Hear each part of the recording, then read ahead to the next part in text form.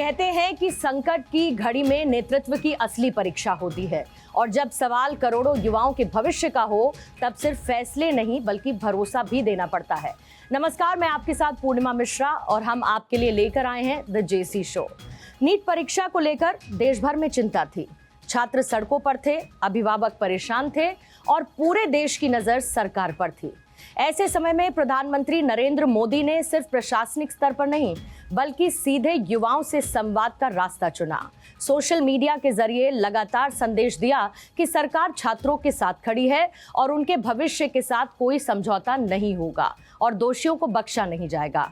इसके बाद सरकार ने सिर्फ आश्वासन नहीं दिया बल्कि संसद में परीक्षा प्रणाली को और मजबूत बनाने वाला संशोधित विधेयक भी लाया, जिस पर चर्चा भी हुई और वो पारित भी हुआ। सरकार का दावा है कि अब पेपर लीक जैसे अपराधों पर पहले से ज्यादा कहीं अधिक सख्त कार्रवाई होगी और ईमानदार छात्रों के सपनों की बेहतर सुरक्षा भी होगी। तो क्या ये सिर्फ एक कानून नहीं बल्कि युवाओं का विश्वास वापस जीतने की कोशिश है? क्या सरकार ने संकट के साथ साथ संदेश भी दिया और समाधान भी दिया?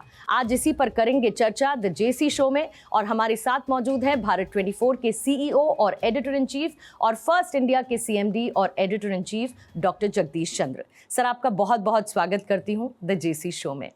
आज की सर जेसी शो की हमने हेडलाइन रखी है crisis to cure, Modi delivers. आखिर इसके मायने क्या हैं? इस हेडलाइन का एक ही मैसेज है कि नरेंद्र मोदी के पास इस देश की हर समस्या का, हर प्रॉब्लम का क्योर है, समाधान है, सॉल्यूशन है, because it delivers. Narendra Modi lessons, Narendra Modi response, Narendra Modi reforms.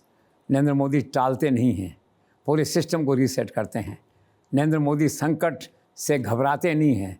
Narendra Modi संकट को आगे पोस्टपोन नहीं करते हैं, एक्सटेंड नहीं करते हैं और उसी समय उसका समाधान ढूंढने की कोशिश करते हैं। ये नरेंद्र मोदी की एक खास विशेषता है और यही कारण है कि केवल एक सप्ताह के दौरान उन्होंने सारे क्राइसिस को डिसॉल्व कर दिया और अपने कंट्रोल में किया और सारी सिचुएशन, अब कहा जा सकता है the situation under the leadership of prime minister has come completely under control. उदाहरण के तौर पे सबसे पहला कदम नरेंद्र मोदी ने उठाया कि आंदोलनकारी छात्रों से उन्होंने डायरेक्ट कॉन्टैक्ट को एस्टेब्लिश किया। एक सप्ताह में 4 वीडियो सेल्फीज़ आप देखिए। आज में किसी ने कहा कि 90 करोड़ व्यूज़ उन सेल्फीज़ के थे। तो सबसे बड़ी सफलता ये है कि उनसे डायरेक्ट कॉन्टैक्ट नरेंद्र मोदी का हुआ वाया एमर्सरीज, वार्ताकारों के थ्रू जो है। और फिर दूसरी सबसे बड़ी बात उसमें ये है, संपर्क होने के बाद में, कि जो 4 बड़े कदम उन्होंने उठाए। सबसे पहला कदम था धर्मेंद्र प्रधान का इस्तीफ़ा। दूसरा कदम था ये जो बिल पास हुआ है, इसमें 10 वर्ष की सज़ा, 10 करोड़ का जुर्माना, हिस्टोरिक बिल जिसे कहना चाहिए देश के इतिहास में, नकल को रोकने के लिए और इस चीटिंग को रोकने के लिए, पेपर लीक को रोकने के लिए। फिर देखिए उन्होंने हाई पावर कमेटी का गठन किया है नीलकर्णी की अध्यक्षता में जो है। फिर फास्ट ट्रैक जो कोर्ट्स हैं वो उन्होंने बनाए और उनकी समय सीमा तय की उसके अंदर कि 2 महीने के अंदर इन्वेस्टिगेशन पूरा करेंगी एजेंसीज और 3 महीने के अंदर आपको जो ट्रायल को कंप्लीट करना होगा। फिर एजुकेशन सेक्रेटरी को हटाया, 47 लोगों को हटाया, वो सब सामान्य किस्म की बात है। In this entire process of damage control and to defuse the crisis, Narendra Modi's PMO led by PK Mishra also played a very vital and key role in this entire exercise. PK Mishra वो भी एक अद्भुत functionary हैं। तो कहने का तात्पर्य है कि 3-4 बड़े कदम उठा करके उन्होंने सारी सिचुएशन को, क्राइसिस को डिफ्यूज़ कर दिया। इसलिए हेडलाइन ये है crisis to cure, Modi delivers. Sir, जिस विनम्रता, शालीनता, करेज, कन्विक्शन के साथ इस पूरे मसले को प्रधानमंत्री नरेंद्र मोदी ने डील किया है, उसे आप कैसे देखते हैं? Of course Modi is a man of courage and conviction जिसे कहते हैं, और हमेशा संकट को सामने से खड़ा कहता है ना, catch the bull bye horn, जो कहावत है, उसी तरह से मोदी चलते हैं। मोदी खुद ये जानते हैं और आपने खुद ने कहा कि सिंगल हैंडेडली उन्होंने डिलीवर किया है, सिंगल हैंडेडली इस स्ट्रैटेजी बनाए और इसको सारे क्राइसिस को उन्होंने सॉर्ट आउट किया है। क्योंकि मोदी जानते हैं कि काम किसी का हो, इस देश की जनता हर उपलब्धि के लिए, हर फेलियर के लिए मोदी की तरफ देखती है। सफलता का श्रेय उन्हीं को और विफलता है तो लोग मोदी से उम्मीद करते हैं कि नरेंद्र मोदी अब क्या करते हैं, क्या कदम उठाते हैं। इसी धारणा के तहत जो नरेंद्र मोदी के लिए एक क्राइसिस था, सरकार के लिए क्राइसिस था इन ए वे फॉर सम टाइम, उस क्राइसिस को उन्होंने अपॉर्चुनिटी में कन्वर्ट कर दिया। नरेंद्र मोदी ने बड़े बड़े ऐतिहासिक फैसले करवाए, नकल को रोकने के लिए, चीटिंग को रोकने के लिए, कॉपिंग को रोकने के लिए, पेपर लीक को रोकने के लिए जो है इस अपॉर्चुनिटी को, इस क्राइसिस को उन्होंने अवेल किया और इसे अपॉर्चुनिटी में कन्वर्ट कर दिया, इसे कहते हैं। So this is all about Narendra Modi. Sir, क्या प्रधानमंत्री मोदी द्वारा उठाए गए 6 बड़े कदमों के बाद में सरकार और आंदोलनकारियों के बीच में जो भरोसा कम हुआ था, क्या वो फिर से रीस्टोर हो गया है? To a large extent. दो बातें महत्वपूर्ण हैं। Time is a healer and the dialogue is a key. It's just a beginning. एक डायलॉग की शुरुआत हुई है। मैंने पहले भी कहा कि we may agree disagree but dialogue should continue. तो पहला प्रयास जो है और नरेंद्र मोदी का इनसे संपर्क करने का है, वो कायम हो गया है। और ये जो भरोसे की बात है, ये समय के साथ साथ होगा। And I am sure in another few weeks Modi will again emerge as the hero of youth in this country, in India. ऐसा मुझे लगता है। हाँ सर, इस पूरे घटनाक्रम के दौरान एक दिन आधी रात को सेल्फी वीडियो जारी करके और उस पर 40 करोड़ से ज़्यादा व्यूज़ आकर्षित करने वाले प्रधानमंत्री मोदी के इस पहल को आप कैसे देखते हैं? पहल ज़बरदस्त है। ये एक्चुअल में उनकी लोकप्रियता है, जिसे कहना चाहिए। इस सारे क्राइसिस के बावजूद नरेंद्र मोदी की लोकप्रियता बरकरार है। नरेंद्र मोदी की दर्शक संख्या बरकरार है। आप देखिए, वो जो आप 40 करोड़ कह रहे हैं, आज मेरे किसी ने कहा कि 90 करोड़ हो गए हैं वो, और 10 करोड़ फॉलोअर्स हैं। उस पार्टी के जो फॉलोअर्स हैं वो 2 करोड़ 68 लाख समथिंग हैं। नरेंद्र मोदी के हैं जो 10 करोड़ फॉलोअर्स दैट वे हो गए हैं। तो आज हम ये कह सकते हैं कि Modi world number 1 Instagram face. सबसे ज़्यादा लोकप्रियता, सबसे ज़्यादा उनके फॉलोअर्स, व्यूअर्स जो हैं वो नरेंद्र मोदी के हैं इस संसार के अंदर। तो ये फैक्ट है कि उनका जो पहला वीडियो था वो सुपर हिट हुआ। वो उन आंदोलनकारी छात्रों तक भी पहुंचा, देश के आम नागरिक तक पहुंचा, और इसीलिए उसका इतना ज़बरदस्त रेस्पॉन्स मिला। सर, भारत में सोशल मीडिया और स्मार्टफोन्स की बढ़ती हुई ताकत को आखिर आप कैसे देखते हैं? ये एक रिवोल्यूशन है, मेजर रिवोल्यूशन है। इसका प्रभाव आपने अभी देखा रिसेंटली इस आंदोलन में। और स्मार्टफोन की आज स्थिति ये है कि 2012 में मैंने देखा 2 करोड़ समथिंग थे स्मार्टफोन जो है, और 2025 में जाकर के अगर हम स्मार्टफोन की संख्या देखें तो 75 करोड़ स्मार्टफोन हैं। 50 करोड़ लोग जो है उसे सोशल मीडिया पे देख रहे हैं। और जो डेली खपत होती है, जिसको अपन कहते हैं, तो 2014 में जो 62 MB थी और 2025 में 24 GB की खपत प्रति व्यक्ति डाटा की हो गई है। तो it's a revolution in the entire country, जिसे कहना चाहिए। वर्ल्ड में तो था ही, कंट्री में रिवोल्यूशन है। तो social media has emerge as a major connecting force in the country. और पहले ये टोटली बीजेपी के कंट्रोल कमांड में था। इस बार थोड़ा सा ये हुआ कि एक चुनौती मिली है उस सिस्टम को। आपने देखा कि ये जो आंदोलन चला है, इनका भी काफ़ी कंट्रोल सोशल मीडिया पर रहा है, और सोशल मीडिया का उन्होंने पूरा उपयोग किया है। पर सर, क्या आपको ऐसा नहीं लगता कि सरकार का सोशल मीडिया मैकेनिज्म उतना ज़्यादा प्रभावी नहीं था जितना कि सीजेपी का था?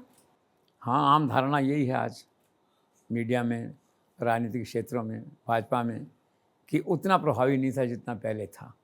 एक कारण कुछ ये बताया जा रहा है कि अगड़ी जाति के कई लोग हैं, वो नाराज़ हैं सरकार से।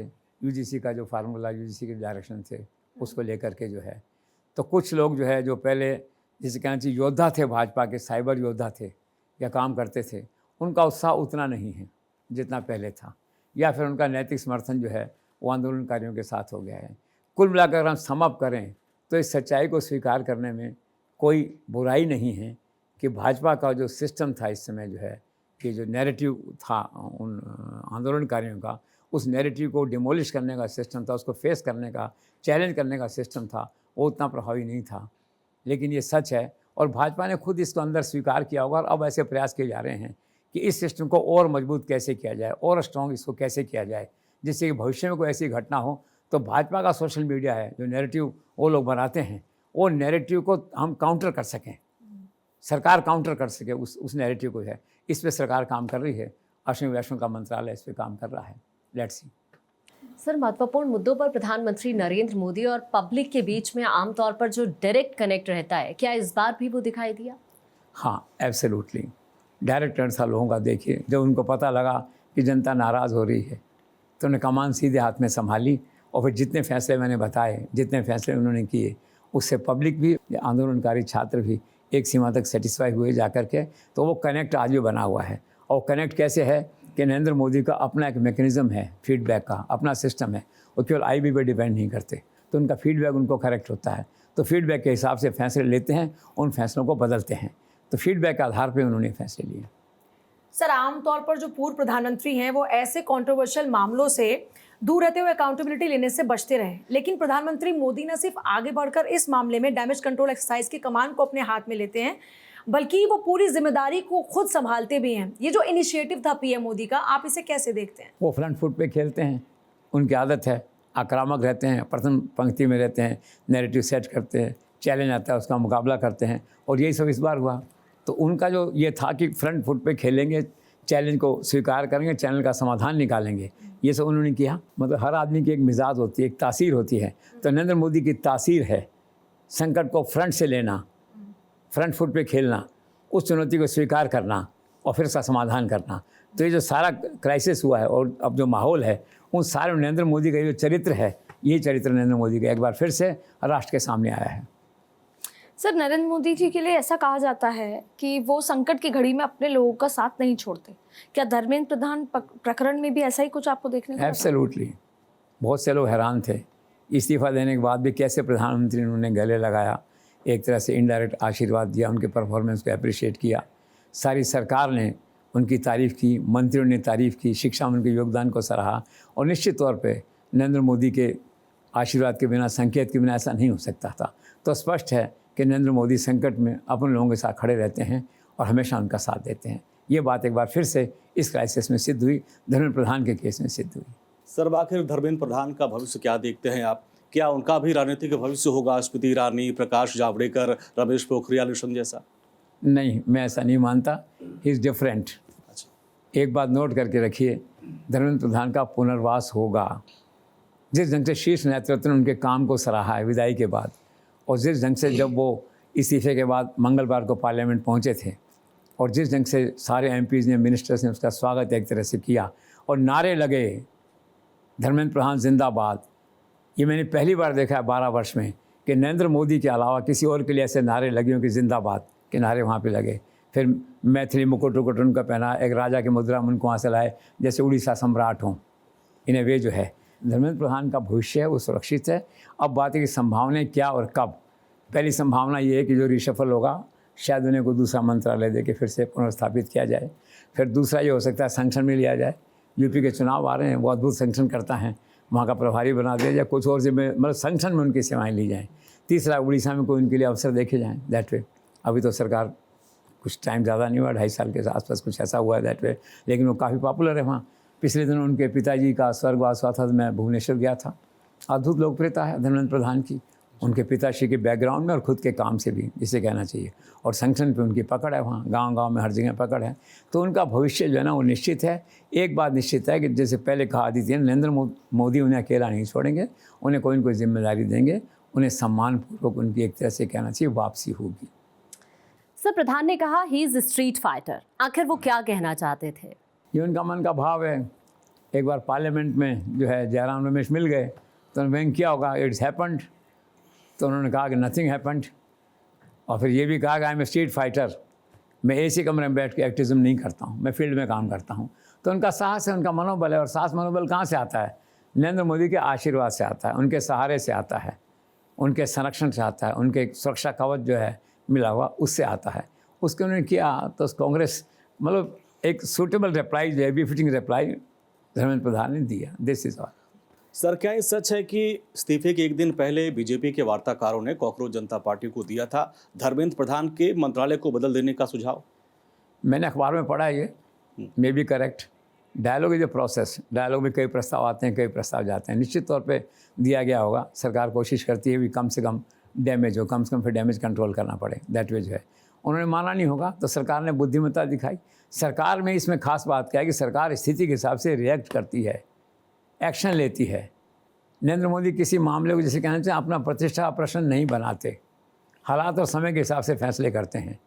तो हो सकता है प्रस्ताव दिया और सरकार ने। आपको ऐसा लगता है, क्योंकि कुछ लोगों का ये मानना है कि इस धर्मेंद्र प्रधान के इस्तीफे के प्रकरण से सरकार बैकफुट पे आई है, आपको क्या लगता है? No, it's not back foot, it's a strategic and temporary withdrawal, symbolic withdrawal from the scenario in the larger interest of the situation, जिसे कहना चाहिए हालात के हिसाब से।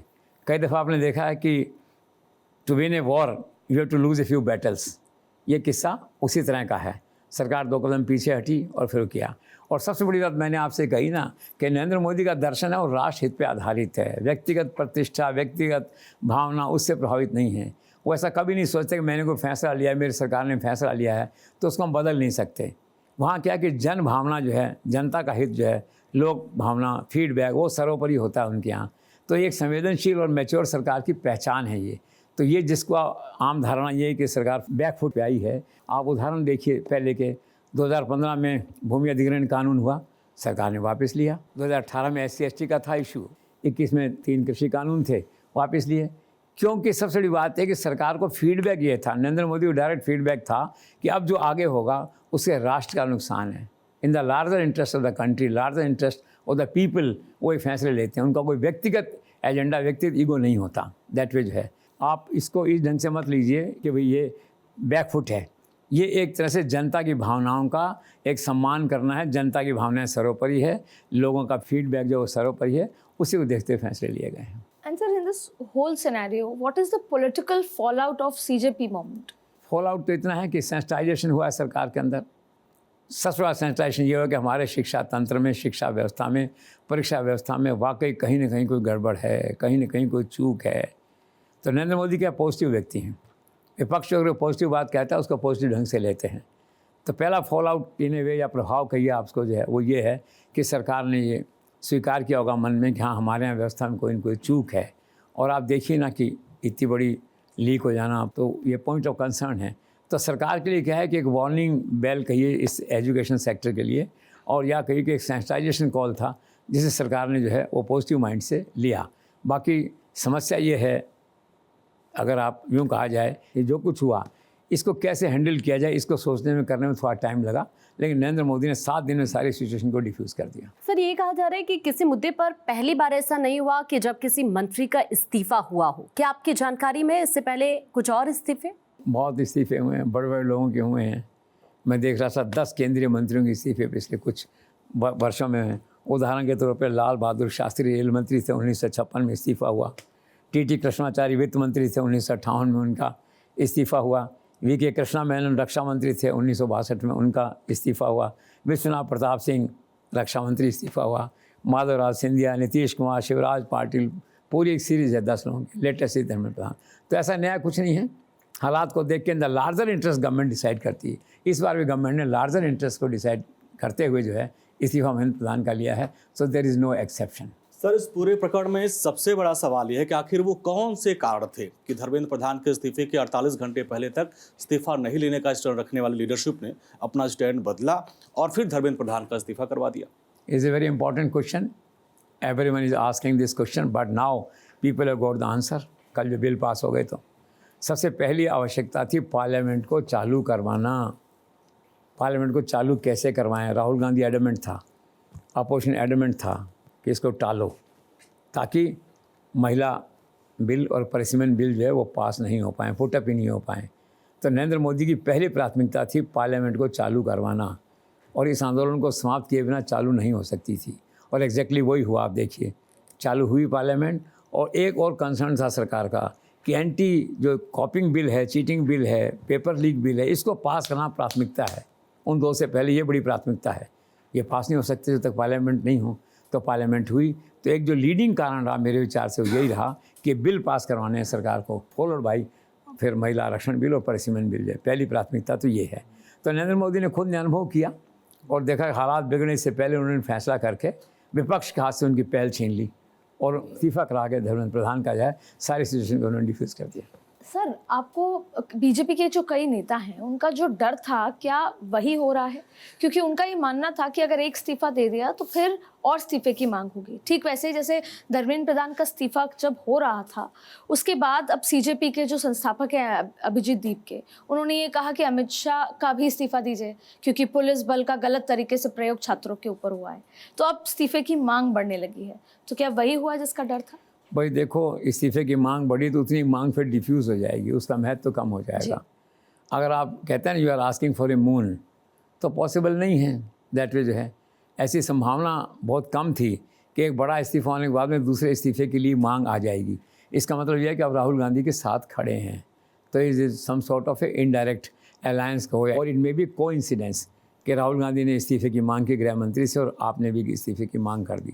तो ये बड़ी धर्म संकट की स्थिति है उस पार्टी के लिए भी, क्योंकि ऐसा आम धारणा थी सरकार में कि ठीक है धर्मेंद्र प्रधान का इस्तीफा हो गया, ठीक है सब लोग अपने काम पे लगो, पढ़ो और हमने सारे रिफॉर्म हम कर रहे हैं। लेकिन अब इस्तीफ़ों की श्रृंखला की मांग अगर शुरू होगी तो बहुत डिफ़िकल्ट होगा। तो इस्तीफ़े की जो बात कही गई है वो एक बहुत चिंता का विषय है कि इस तरह से अगर इस्तीफ़े की बात आएगी उस पर जो है तो फिर आर पार की स्थिति होगी ना। कुछ बातें ऐसी जो हो ही नहीं सकती। अब इस सरकार में अमित शाह का इस्तीफ़ा नहीं हो सकता। और सबसे बड़ी बात ये है जो जितेंद्र सिंह ने कहा है कि वो तो पुलिस करती है ना मौके पे, कौन सी गोली चलानी है, कौन सी फायर करना है, लाठी चलानी है, गोली चलानी है, ये फैसला अमित शाह थोड़ी करते हैं, गृह मंत्री थोड़ी करता है दफ्तर में बैठा हुआ, ये मौके पे करता है, मजिस्ट्रेट होता है वो करता है। तो इनका तो कोई रोल नहीं है ना डायरेक्टली दैट वे जो है। तो मेरे कहने का तात्पर्य है कि इस्तीफ़ा उन्होंने मांगा है, आशंका सही है, लेकिन अब देखने की बात है कि उन्होंने इस्तीफ़ा खाली सेरेमोनियल कहने के लिए मांग लिया या इस पर कोई वो स्टैंड लेते हैं या करते हैं, तो ये एक बात है। लेकिन मैंने आपसे कहा ना, अगर व्यवहारिक बात करेंगे तो बात मान ली जाएगी। अगर आप इस तरह कोई डिमांड रखेंगे जैसे गृह मंत्री का इस्तीफ़ा, और कांग्रेस भी वही बात कह रही है, तो इज़ इम्पॉसिबल है। तो लेट्स सी कि इस तरह की डिमांड नहीं हो है तो वो सॉर्ट आउट हो जाए समय के साथ साथ है। डाइस नेचुरल डेथ जिसे कहते हैं दैट वे। सर, इस सारे प्रकरण में संघ परिवार के पितृपुरुष और दार्शनिक विचारधारा रखने वाले मोहन भागवत के विचारों का आंदोलनकारी छात्रों पर कितना असर हुआ? और सर साथ में आपको लगता है कि मोहन भागवत ने भी धर्मेंद्र प्रधान के इस्तीफे के लिए कहा था नरेंद्र मोदी को? ऐसी चर्चा थी, वो बात हुई कि जैसे था कि शरद पवार उन्होंने सुझाव दिया वो सॉर्ट आउट करो। हो सकता है मोहन भागवत ने कहा सॉर्ट आउट करो, लेकिन उन्होंने कहा ना कि युवा मन स्थिर नहीं है, युवा चित्त स्थिर नहीं है थोड़ा सा, इसका कोई ख़ास रेस्पॉन्स उन लोगों ने कोई ऐसा दिया नहीं। और टिप्पणी इसलिए नहीं की मोहन भागवत के बयान पे, या रिएक्शन इसलिए नहीं दिया कि सीनियर आदमी हैं, पितृपुरुष हैं, गंभीर व्यक्ति हैं, ही टॉक सेंस, तो इसलिए उन्होंने कोई रिएक्शन नहीं दिया। मोहन भागवत की राय को उन लोगों ने वैसे माना होगा जैसे घर में एक बुजुर्ग अपनी बात कहता है, वरिष्ठ आदमी को अपनी बात कहता है। So this was all in good taste. Sir, विपक्षी दल हर बार सरकार के इस तरह के फैसले या जो इस्तीफा हुआ इसको जीत मानकर जश्न मनाते हैं, लेकिन जब परिणाम आते हैं चुनाव के तो कहानी कुछ और ही बयां करते हैं चुनावी परिणाम। अब आने वाले दिनों में 5 राज्यों में फिर चुनाव है, तो क्या इतिहास की पुनरावृत्ति होगी वहाँ पर भी? यही लगता है मुझे। चुनाव अलग चीज़ है, वो अलग चीज़ है दैट वे जो है। अब पहले आप देखिए ये 2021 में किसानों का हुआ था, तो 2022 में यूपी और उत्तराखंड में चुनाव थे, लोगों ने कहा बिल्कुल पार्टी साफ हो जाएगी, कुछ नहीं हुआ, थम्पिंग मेजॉरिटी सरकार बनाई। अभी तक का जो स्टैटिस्टिकल इतिहास है वो यही है, इस तरह का है कि ऐसे आंदोलन समय के साथ साथ जो है लुप्त हो जाते हैं, उस तरह से और होता है। अब लेट्स सी कि ये आंदोलन किस तरह का है, ये उसका एक्सेप्शन है कि क्या है, ये आने वाला वक्त बताएगा। This is too early to predict the future of this cockroach party जो है। सर, आखिर आप कैसे देखते हैं शिक्षा मंत्री के रोल में कर्नाटक के ब्राह्मण नेता प्रहलाद जोशी को? प्रहलाद जोशी बुद्धिमान व्यक्ति हैं, ब्राह्मण हैं। बहुत से लोग चाहते भी थे कि अगड़ी जाति का इस बार शिक्षा मंत्री बने। जितेंद्र सिंह की बात हुई, बात यहाँ तक आई है, आगे भी हो सकता है जितेंद्र सिंह इनमें से कोई व्यक्ति बने या नरेंद्र मोदी किसी और व्यक्ति को जिम्मेदारी दें। पर प्रहलाद जोशी एक लो प्रोफाइल परफॉर्मर हैं और उनकी एफिशिएंसी की तारीफ़ होती है। Basically is very knowledgeable, very intellectual person, और शिक्षा में भी रहते हैं अगर वो, तो he may prove one of the best education ministers in the history. This is all. Sir, Dharmendra Pradhan के इस्तीफे के दिन एक चर्चा चली थी कि देवेंद्र फडणवीस को शिक्षा मंत्री बनाया जाए और एकनाथ शिंदे को महाराष्ट्र का मुख्यमंत्री बनाया जाए, इसमें कितनी सच्चाई थी? वो तो कोइंसिडेंस था एक तरह से। उस दिन इस्तीफा हुआ, उसी दिन 2 घंटे के लिए आए, अमित शाह से मिले, वापस चले गए। तो नेचुरल सीक्वेंस एक ऐसे बनता था कि शायद उनको, और वो भी क्या आरएसएस के करीब हैं, मोदी के करीब हैं, और इस सारे माहौल में शिक्षा एक बहुत महत्वपूर्ण मंत्रालय हो गया है। तो सोचा हो कि कंपैरेटिवली यंग आदमी को यहाँ मंत्री बनाते हैं, तो धारणा चली थी।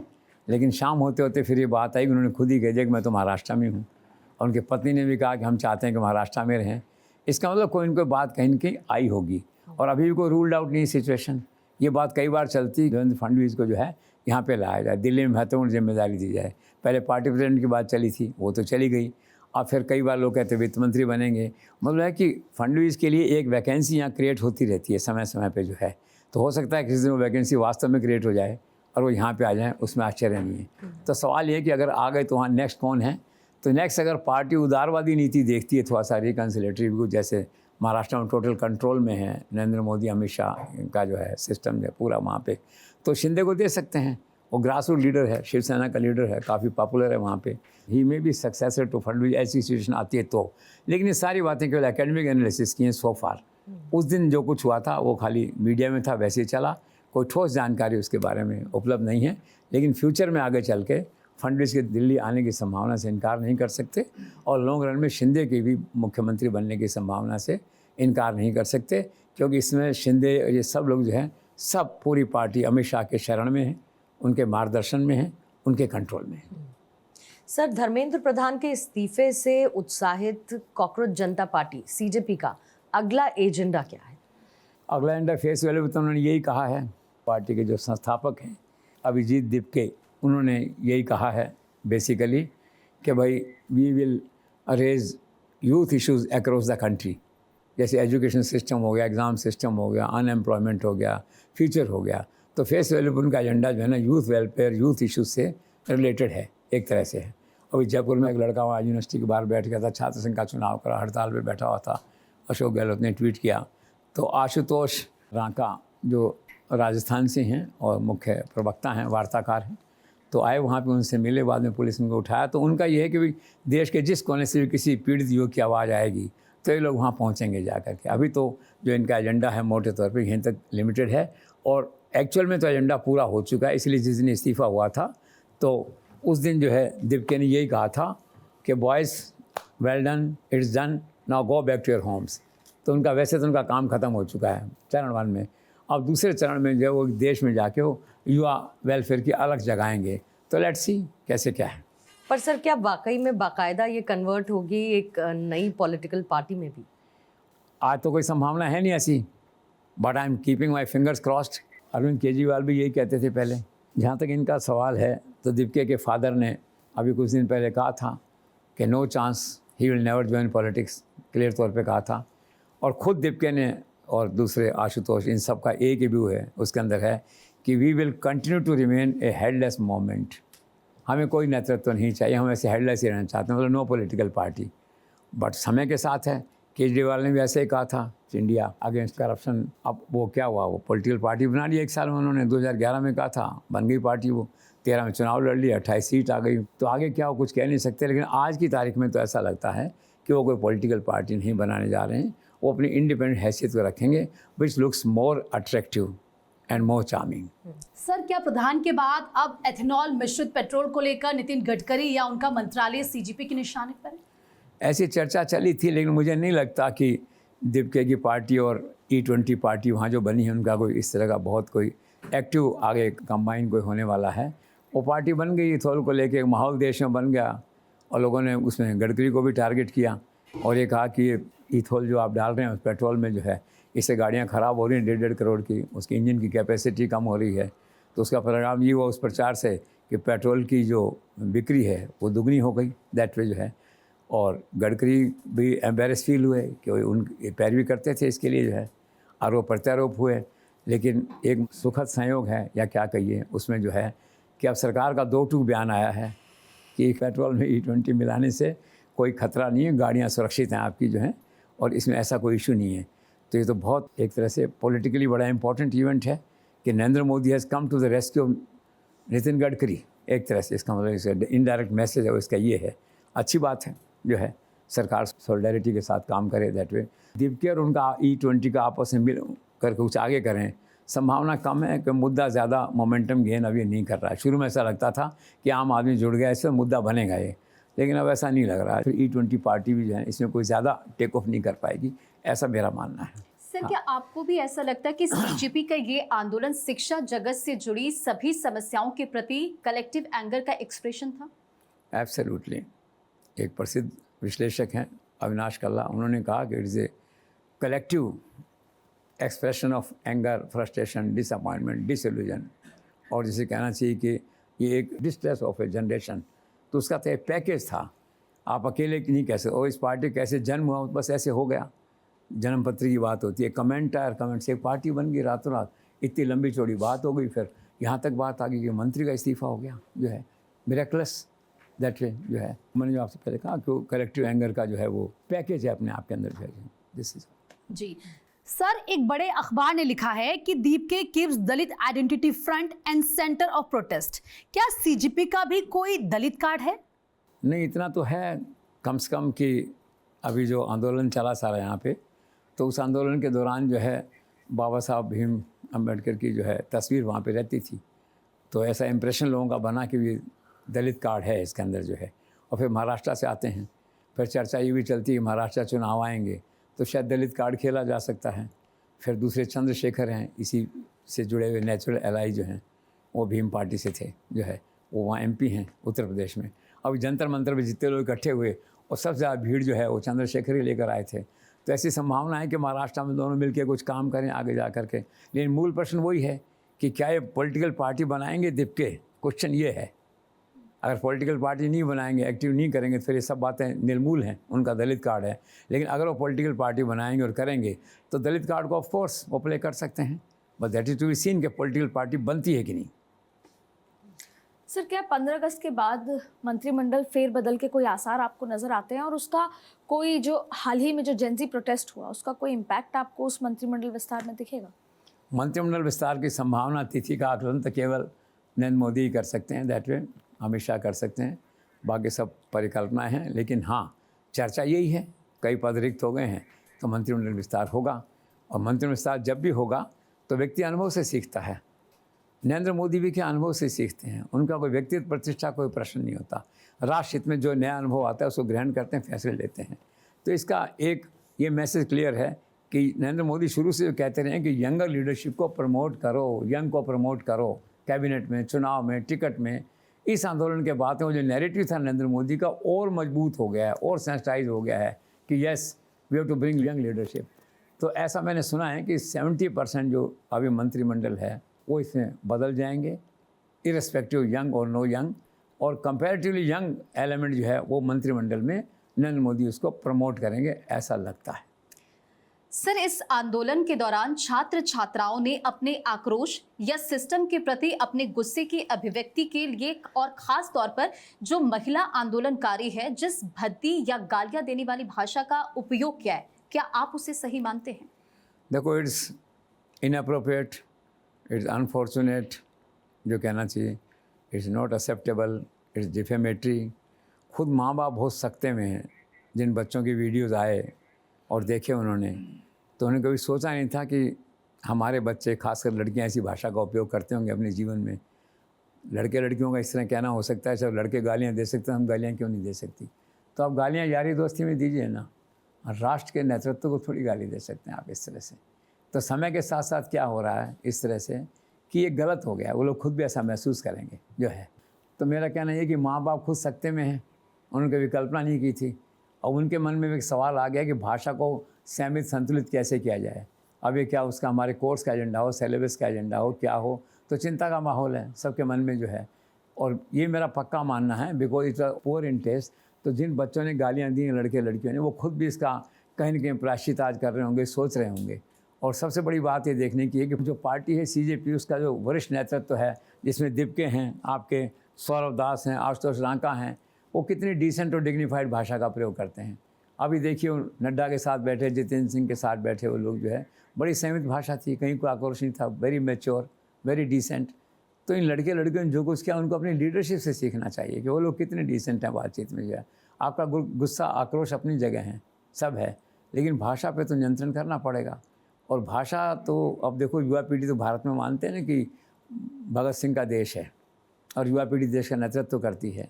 अब ये सारे वीडियो देश विदेश में गए हैं तो भारत की प्रतिष्ठा भी थोड़ा सा उससे प्रभावित होती है। तो मेरे ख्याल से बस एक अनफॉर्चुनेट बात थी जो हो गई। कई बार कहते हैं कि उस एम हो गई, very unfortunate, and I think party will itself take some, जिसे कहना चाहिए, करेक्टिव मेजर्स कि भविष्य में ऐसी घटनाएं नहीं हों। जी सर, आखिर जेंजी छात्रों के साथ साथ उनके पेरेंट्स के मन में आखिर क्यों इतना गुस्सा है मौजूदा शिक्षा और परीक्षा व्यवस्था को लेकर? और सर, पिछले 1 साल की अगर हम कोटा की बात करें तो 19 छात्राओं द्वारा की गई आत्महत्याओं के लिए क्या उनकी पेरेंट्स की महत्वाकांक्षाएं भी जिम्मेदार हैं? सही कह रहे हैं, पेरेंट्स शिक्षा व्यवस्था से बहुत परेशान हैं। सबसे पहली परेशानी के कारण देख, शिक्षा बहुत महंगी हो गई है। Education has become a business. एक आदमी यहाँ स्कूल खोलता है, 2 साल में दूसरा स्कूल खोलता है, फिर तीसरा स्कूल खोलता है, और स्कूलों में नए नए तरीके से बच्चों से फ़ीस लेने की परंपरा बन गई है। आज ये डे है, कल को महात्मा गांधी डे है, कल को कोई दूसरी जयंती है, तीसरी जयंती है, अलग अलग मौसम के हिसाब से समर डे है, ये पूल पार्टी है, अलग अलग तरह से जो है। तो बच्चों से पैसा लिया जा रहा है, बस्ते के पैसे हैं, तो माँ बाप थक गए हैं फ़ीस देते देते। और कोई कोचिंग इंस्टीट्यूट में कहीं भी जाइए तो छात्र फंस गए हैं इसको चक्कर के अंदर, जिसे कहा जाए। 15 साल से कोचिंग शुरू हो जाती है, एजुकेशन तो रही नहीं, एजुकेशन बिकम है बिजनेस। जो मैंने आपसे कहा जो है, आप जयपुर उदाहरण ले लीजिए, एक वहाँ सेलिंग पब्लिक इंस्टीट्यूट, वो कहाँ थे 10 साल पहले, आज कहाँ हैं। माना अपनी मेहनत और उसके बल पे वो आज वहाँ पहुँचे हैं। मैं जो बात यहाँ कहना चाहता हूँ, education become a very flourishing business basically जो है ये। तो शिक्षा को देखना पड़ेगा, शिक्षा को सस्ता करना पड़ेगा, कुछ और करना पड़ेगा। फिर एक और दूसरा पहलू हो गया शिक्षा का आजकल, वो क्या हो गया कि माँ बाप की परीक्षा होती है, बच्चे आते हैं होमवर्क में लगे रहते हैं सारा दिन, माँ बाप भी होमवर्क करते रहते हैं बैठ के। ये क्या है ये बताओ। फिर तीसरा, वो मेरे सब एडिटर कविता कहते हैं बच्चे को रोज़ सुबह ना स्कूल छोड़ने जाना पड़ता है, लाने पड़ता है। अरे क्या है ये, ऐसी एजुकेशन चलती है क्या? हम पढ़ते थे स्कूल में, कोई छोड़ने जाता था, लेने आता था कोई?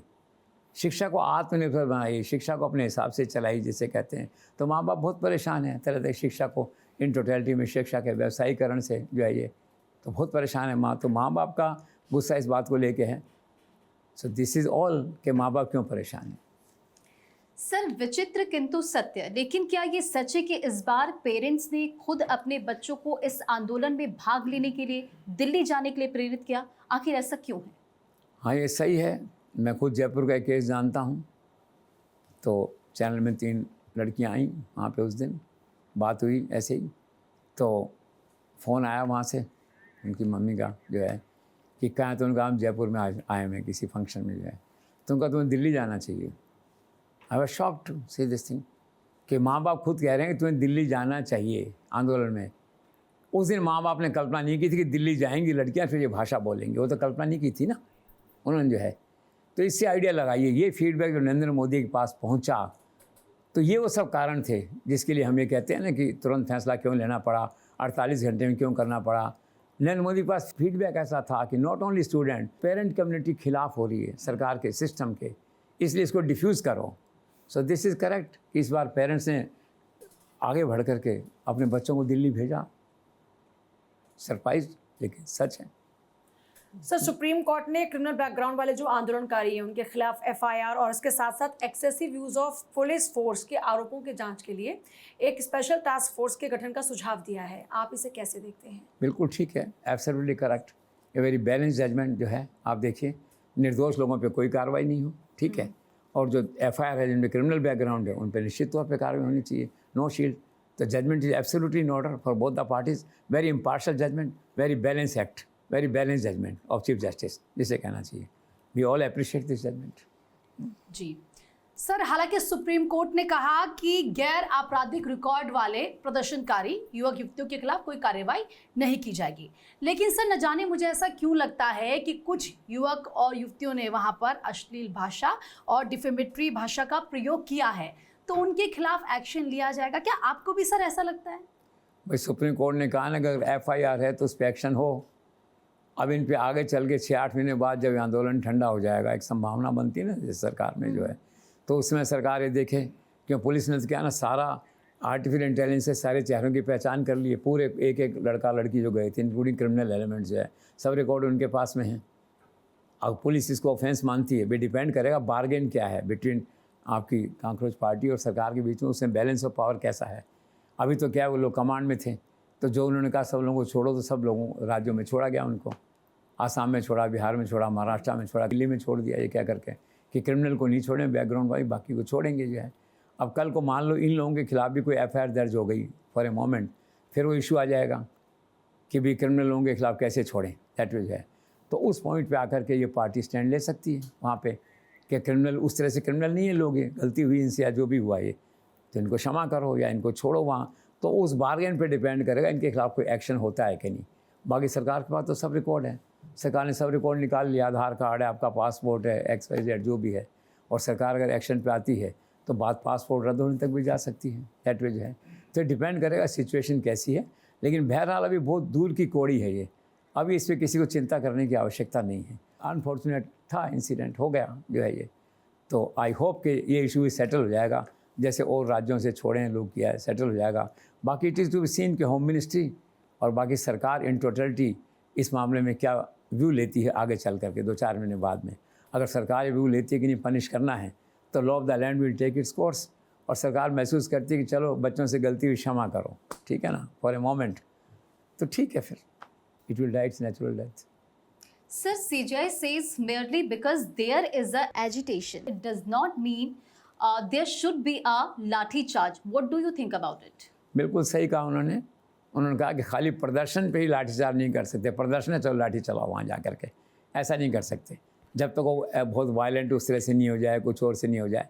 और ये बहुत इंपॉर्टेंट बात है, क्यों? Because there is a very thin line, thin difference between a protest and anarchy. ये कौन तय करेगा कि प्रोटेस्ट हो रहा था एनार्की में कन्वर्ट हो गया, पुलिस को डंडे चलाने पड़े? लेकिन सुप्रीम कोर्ट का फैसला लोकतांत्रिक फैसला है, पूरे देश में इसका स्वागत हुआ इस फैसले का, और ये कहा केवल प्रदर्शन मात्र से, और इसी फैसले के कारण से ही सारे राज्यों में जो लोग गिरफ्तार हुए थे नॉन क्रिमिनल बैकग्राउंड वाले, वो सारे रिलीज़ हो गए हैं। इक्का दुक्का बचे वो भी रिलीज़ हो जाएंगे प्रोसेस में, दैट विल। तो it's a popular judgement. Sir, भीड़ को तितर बितर करने के लिए प्रदर्शनकारियों पर पैलेट गन्स के प्रयोग के बारे में सुप्रीम कोर्ट ने जो आदेश दिया है उसे आप कैसे देखते हैं? वो आदेश बिल्कुल आई ओपनर है, और आदेश बिल्कुल जो सुप्रीम कोर्ट का जजमेंट है वो टाइमली आया है, क्योंकि राहुल गांधी और सब लोग डिमांड कर रहे हैं ना कि गृह मंत्री ने इसके आदेश दिए हैं, इसकी जांच कराई जाए, जिम्मेदारी तय की जाए लोगों की, पुलिस की, मजिस्ट्रेट की, दैट विज है। सुप्रीम कोर्ट ने साफ तौर पे कहा है police is authorise to use pellet guns जो है अंडर द एग्जिस्टिंग लॉज जो है इन वेरी एक्सेप्शनल सर्कमस्टांसेज। अब ये कौन तय करेगा एक्सेप्शनल है कि नहीं? Police officer on the spot ही तय करेगा ना एक्सेप्शनल है कि नहीं। इसका मतलब जो लाठीचार्ज हुआ वहाँ पे और इससे जो पैलेट गन से जो हुआ, तो सुप्रीम कोर्ट ने कहा कि it is justified till you don't challenge the law. ये लॉ जिसके तहत पुलिस को अधिकार दिया गया, इस लॉ को चैलेंज करिए, उसके लिए कोर्ट में आप आइए अगर आपको आना है तो एट द मोमेंट तो क्या सुप्रीम कोर्ट से क्लीन चिट मिल गई पुलिस को। तो पैलेट गन्स का मुद्दा जो उठाया जा रहा है फॉर द टाइम बिंग जो है वो ढक गया है, वो नेपथ्य में चला गया सुप्रीम कोर्ट के इस फैसले के बाद में। अब किसी को इससे आपत्ति है, ठीक है ना, तो आप चैलेंज करिए, लेकिन सुप्रीम कोर्ट ने ये भी कहा है अगर कोई स्पेसिफिक केस है, एविडेंस है, तो विल सी। तो ये द्वार, ये विंडो ओपन रखी सुप्रीम कोर्ट ने, पैलेट गन का कोई अगर विक्टिम है, कोई इस तरह का है, तो स्पेसिफिक केस लेके आओ तो देखेंगे। लेकिन ये फैसला एक तरह से home ministry and specially home minister उनके लिए क्लीन चिट है। इस सारे प्रोसेस जो एलिगेशन उन पर लग रहे थे, इस्तीफा मांग रहे थे, ये सुप्रीम कोर्ट है, judgement has come very timely.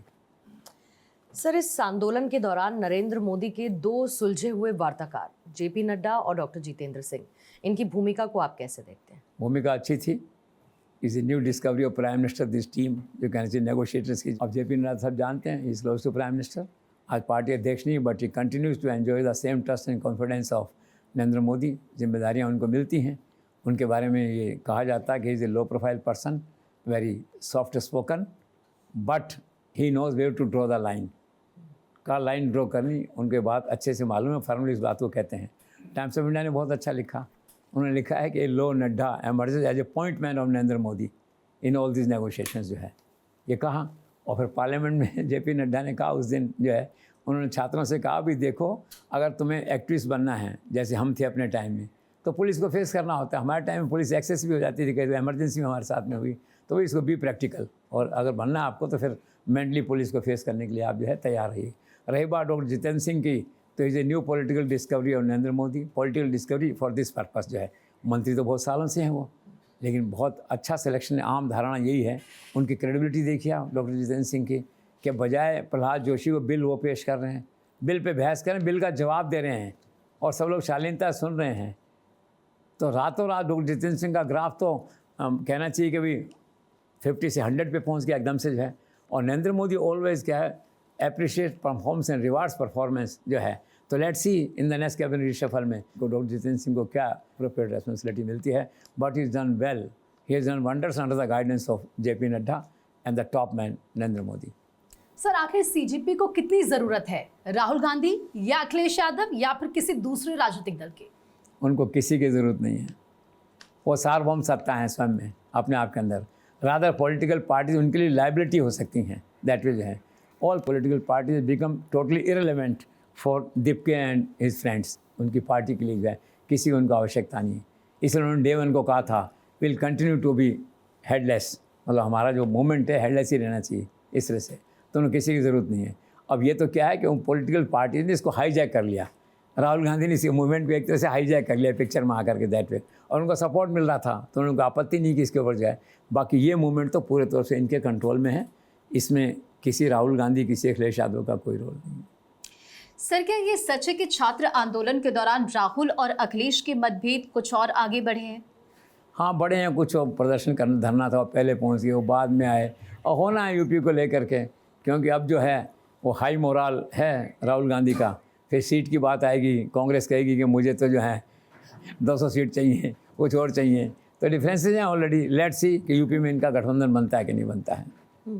Sir, paper leak और छात्र आंदोलन के इस पूरे प्रकरण के दौरान राहुल गांधी की भूमिका को लेकर केवल जो पॉलिटिकल एक्सपर्ट्स नहीं हैं, बल्कि इंडी गठबंधन के जो उनके सहयोगी दल हैं, वो भी इस पर सवाल उठा रहे हैं। आप इसको कैसे देखते हैं? It's really unfortunate Rahul Gandhi has not been able to come up to the expectations of the position of the leader of opposition, ये कहना चाहिए, in general and particularly in Congress। लोकतंत्र में होता है कि अवसर मिलता है किसी को, फिर होता है अवसर का उपयोग आप कैसे करते हैं। राहुल गांधी अवसर का उपयोग नहीं कर पा रहे हैं। उनका सारा जो दर्शन शास्त्र है वो बिखरा हुआ और ऐसा टूटा फूटा नज़र आता है। अब पार्लियामेंट में इतना अच्छा मौका मिला, 50 मिनट 51 मिनट आप बोले, टोटल जो है ना उसका दिशा भटक गया, उनका भाषण जो है मूल बात कहाँ रही, कहाँ व्यंग आ गया, कहाँ इडियट की बात आ गई, कहाँ भक्तों की बात आ गई, कहीं कुछ और बात आ गई, दिशा से भटक जाते हैं आप। तो पूरा होमवर्क करके नहीं आते हैं, फोकस नहीं होता है, उत्साह है जिसे कहना चाहिए, जोश गजब का है, फिजिकली कामों में बहुत अच्छे दिखते हैं, पुलिस उठा के ले जाए टालम टोल करके, उससे बहुत खुश हैं, मैसेज आता है, ये सब काम वो कर सकते हैं। पॉलिटिकल लीडरशिप के दो पार्ट होते हैं, एक तो होता है फिजिकल अपीयरेंस आपकी, राहुल गांधी ठीक है, एक होता है मेंटल परफॉर्मेंस आपकी जो है ऑन द ग्राउंड क्या परफॉर्मेंस है पार्लियामेंट में, लीगल इंस्टीट्यूशंस में, उसमें राहुल गांधी बहुत पीछे हैं, अभी इम्प्रेस नहीं कर पाते किसी मुद्दे पे।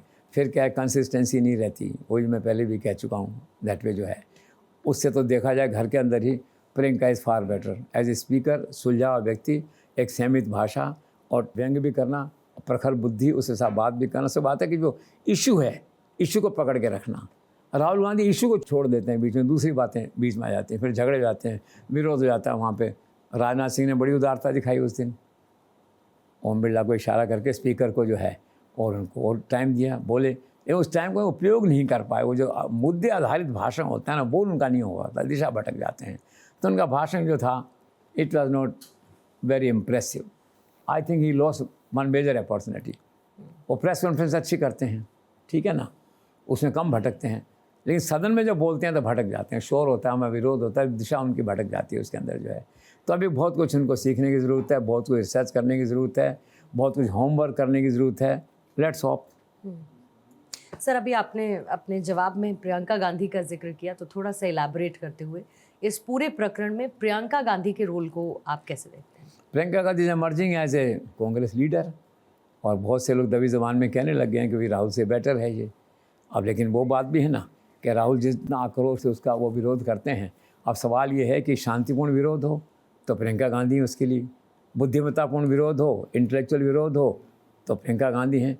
अगर ऐसे फिजिकल विरोध हो, राठौड़ी का विरोध इस कहते हैं, कुछ भी कह देना, कुछ भी कर देना, तो उसके लिए राहुल गांधी हैं।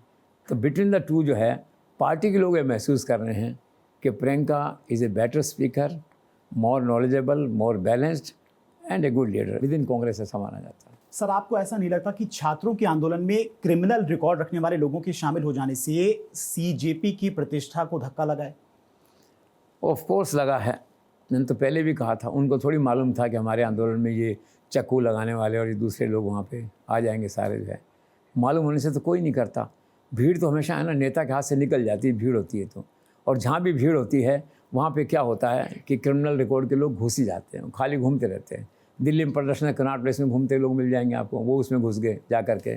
तो निश्चित तौर पे ये बात आई गई हो गई होती, लेकिन अमित शाह तो आप जानते हैं वेरी टफ टास्क मास्टर जो है, उन्होंने सब एक एक आदमी का रिकॉर्ड निकलवाया, एक एक आदमी चेहरे की पहचान करवाई, थानों से रिकॉर्ड निकलवाया, उसका सारा क्रिमिनल बैकग्राउंड देखा, तो पता लगा कि 2873 लोग जो है क्रिमिनल बैकग्राउंड के वहाँ पे लोग थे। और फिर बाकायदा टीवी पे जारी हुए उनके फ़ोटो, उनका रिकॉर्ड, उनके गले में तख्ती टंगी हुई जो है, दैट वे जो है। और अपराध कितने सीरियस हैं उसमें, 101 पे हत्या का आरोप है उस 2873 में से, 284 पे डकैती है, 238 पे आर्म एक्ट है, 92 पे महिलाओं और बच्चों के खिलाफ अपराध है। इस तरह से मतलब दुनिया भर के अपराध जो होते हैं क्रिमिनल लॉ में जो, वो सारे उन लोगों पे हैं। तो अब सवाल ये है कि ये कांग्रेस पार्टी कैसे उनको प्रोटेक्ट करेगी, और करेगी भी नहीं। उन्होंने पहले कह भी दिया कि हमारा इनसे कोई लेना देना नहीं है, लेकिन घुस जाते हैं लोग उसके अंदर जो है, आंदोलन में जो है। तो ये बात फैक्ट है कि इससे कांग्रेस पार्टी की प्रतिष्ठा गिरी है। भविष्य में वो लोग भी सावधान होंगे कि हमारे किसी आंदोलन में इस तरह के लोग नहीं घुसेंगे, उनका नुकसान ज़्यादा है इससे जो है।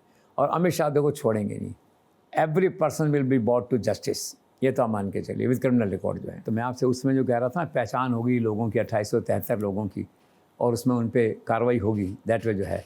तो हम सेक्रेटरी उसको करेंगे monitor, of course Amit Shah ने कहा तो करेंगे, he is due for extension जो है। और वो बहुत कम लोग ब्यूरोक्रेसी में ऐसे हैं लाइक पीके मिश्रा जो कि पॉलिटिकल मैनेजमेंट को समझते हैं।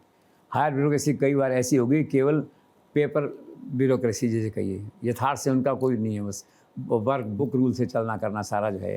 लेकिन आज के चुनौतीपूर्ण समाज में ब्यूरोक्रेट को पॉलिटिकल मैनेजमेंट भी आना चाहिए, वही सक्सेस होता है दैट वे। तो चूँकि गोविंद मोहन पॉलिटिकल मैनेजमेंट जानते हैं, तो वो जो 2873 लोगों की पहचान हुई है दैट वे जो है, वो मुझे लगता है उन पर स्ट्रॉन्ग एक्शन होगा और लॉजिकल एंड पे वो सारी बात उसमें आनी चाहिए। तो सर आखिर इस सीजेपी प्रोटेस्ट का करंट स्टेटस क्या है? करंट स्टेटस ये कि वो तो उस दिन जो उन्होंने कह दिया था, please go back your homes, we have done our job, achievement हो गया दैट वे जो है, ठीक है।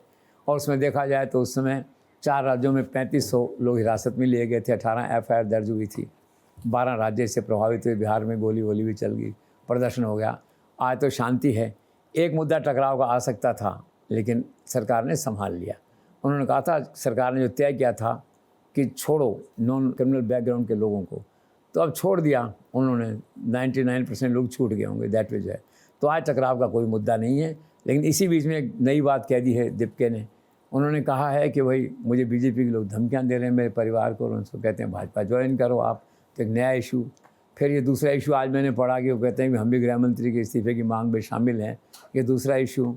तो इशू क्लोज़ नहीं हो रहा। नरेंद्र मोदी ने अपनी तरफ से पूरा पैकेज दे के इशू को क्लोज़ कर दिया है, लेकिन अभी ऑफ शूट थोड़े थोड़े बाकी हैं ये। तो it is to be seen कि ये बाद वाले इश्यूज़ कब क्लोज होते हैं। अच्छा सर, क्या ये बात सच है कि छात्रों के आंदोलन में बड़ी संख्या में बिना टोपी लगाए मुस्लिम युवक भी शामिल थे, जिन्होंने हिंदू लड़कियों से प्यार मोहब्बत के चक्कर में अपना नाम मोनू, अप्पू, पप्पू और डब्लू रखा है? हाँ, मैंने भी सुना है ये, इंटेलिजेंस की रिपोर्ट में शायद इसका जिक्र हुआ है, गृह मंत्रालय को कोई रिपोर्ट गई है शायद, तो वहाँ सुना है इसका जिक्र हुआ है। हो गया होगा, ऐसे टाइम पे तो मजनू किस्म के लोग, फालतू लोग बहुत हैं घूमने वाले। आंदोलन चल रहा होता है, चलते हैं, कॉफ़ी पी के आते हैं, वहाँ जाके कुछ खाने का मिल रहा होता है, चलो चलते हैं, और अपलू टपलू चले गए कहीं वहाँ पे। इंटेलिजेंस की रिपोर्ट है कि हाँ ऐसा हुआ है जो है। सो अगली बार ध्यान रखेंगे लोग ये कि बिना टॉपिक से पहचान आ जाती थी। अब लड़के सब स्मार्ट हो गए हैं, सब समझते हैं ये, और टोपी वैसे छोड़ दी उन्होंने। अब प्यार मोहब्बत में टोपी के साथ प्यार मोहब्बत कौन करेगा? कोई नहीं करेगा। तो टोपी भी सब उतर गई जो है। तो ऐसी रिपोर्ट है इंटेलिजेंस की, ठीक है। तो सर इस पूरे घटनाक्रम में 26 दिन तक आमरण अनशन करने वाले सोनम वांगचुक के आप रोल को कैसे देखते हैं? रोल उनका कंस्ट्रक्टिव था, बस कुदरत से बच गए, जा सकते थे। सरकार अगर एन वक्त पे फैसला नहीं करती, करेज कन्विक्शन के साथ उनको उठाती नहीं वहाँ से। बेसिकली तो क्या है, is a well meaning person, Ladakh से हैं, छोटे मोटे प्रदर्शन करते थे, उनके पिता भी अनशन पे बैठते थे। उनका पारिवारिक ये एक लीगेसी है अनशन पे बैठने की, लंबे अनशन पे बैठने की जो है। तो उन्होंने आंदोलन चलाया, तो उसमें लद्दाख को स्वायत्ता दो करके हिंसा हो गई थी, तो हिंसा भड़काने के आरोप में उनको NSA में बंद कर दिया था सितंबर 25 में। तो 6 महीने फिर वो जोधपुर जेल में बंद रहे, फिर जेल के बाहर आए तो एक दिन अचानक जंतर मंतर चले गए। ये आंदोलन चल रहा था, इसमें उनको अच्छा लगा तो आमरण अनशन पे बैठ गए वहाँ। तो बड़ा नाम मिल गया उसको, वांगचुक एक क्रेडिबल नाम था ना, तो उस आंदोलन को भी थोड़ा सा सहारा मिला, 1 और 1 11 उस हिसाब से जो है। तो बैठ गए वो, अब हटे नहीं अनशन से, प्रयास हो गए सारे। फिर वो 26 दिन बाद जो है 24 जुलाई को जो है उनको JP नड्डा, जितेंद्र सिंह सक्सीड हो गए, उनको मनाने में ले गए शिफ्ट करके, और फिर ये समझौता साइन वहाँ पे हो गया। लेकिन जो समझौता हुआ उनके, उससे कई लोगों को धक्का भी लगा कि यार ये बीच में ही छोड़ के चले गए हमको, कांग्रेस पार्टी के। तो कांग्रेस पार्टी ने, दीपके वगैरह ने बयान दिया कि भाई उनका जो यहाँ हुआ है वो सब ठीक है, लेकिन हमारा धर्मेंद्र प्रधान के इस्तीफे की मांग का स्टैंड और शैक्षणिक सुधार का जो स्टैंड है वो जारी रहेगा, उसमें कोई इशू नहीं है। लेकिन चांस ऐसा हो कि अगले दिन सरकार ने जो है धर्मेंद्र प्रधान का इस्तीफा करा दिया। तो ऐसा भी लगता है कि वांगचुक के साथ जो समझौता हुआ था उसी में अंडरस्टैंडिंग बन गई, धर्मेंद्र का इस्तीफा हो जाए। अब क्रेडिट दिया जाता है नहीं दिया जाता, लेकिन फिलहाल तो क्रेडिट जो है वो कांग्रेस पार्टी को ही गया धर्मेंद्र प्रधान के इस्तीफे का जो है। तो आए थे, मीनिंगफुल बात की उन्होंने, ठीक है, जो मीनिंगफुल पर्सन।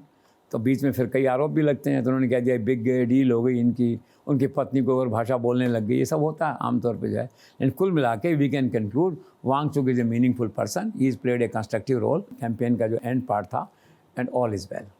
सर क्या ये बात भी सच है कि किसी भी बड़े आंदोलन की स्मृतियां और उपलब्धियां समय के साथ में भुला दी जाती हैं और सब कुछ पुराने ढर्रे पे लौट आता है? क्या जेनजी आंदोलन इसका एक अपवाद साबित होगा?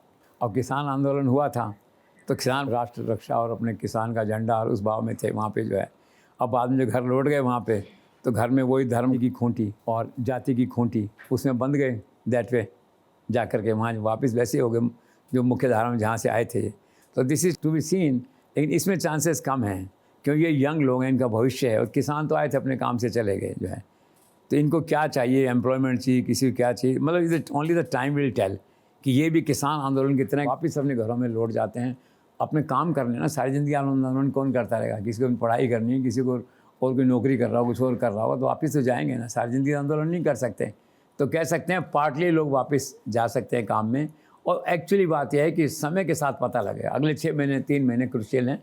ये जो लोग आए थे ये उस विचारधारा से या उसी आंदोलन से खड़े रहते हैं या फिर किसान आंदोलन की तरह अपने घरों में जाकर अपने रोज़मर्रा के कामों में जुट जाते हैं।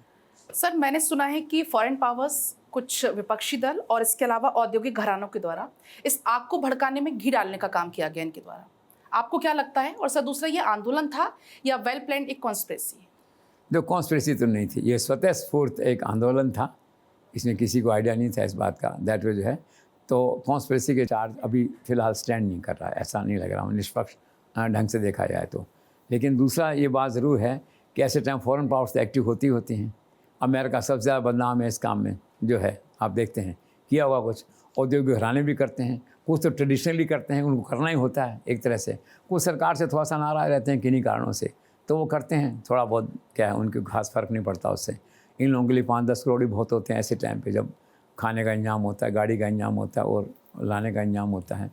तो कोई बड़ी बात नहीं है। लेकिन लिपके हैं, उसने कहा हमें कोई फॉरेन फंड से किसी से कोई सहायता नहीं मिली है, सहायता मिली तो हमारी जांच करा लीजिए दैट वे जो है।